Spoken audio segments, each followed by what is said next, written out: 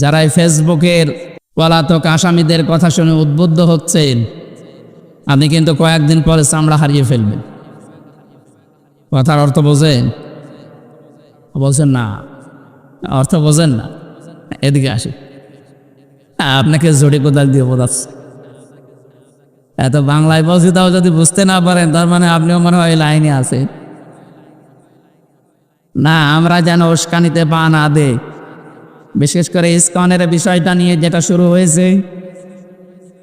যারা দেশদ্রোহী তাদের কোনো ধর্ম নেই, সে যে ধর্মের লোক হোক, দেশদ্রোহী যারা তাদের বিচার অবশ্যই করা লাগবে, নয়তো এ দেশ তো আমাদেরকে বসবাসের অযোগ্য বানিয়ে ফেলবেন। এমনি ষড়যন্ত্র চলছে, থেমে নেই। যারা এতদিন বলতো আমাদের স্বামী স্ত্রীর সম্পর্ক, তারা কি বসে আছে?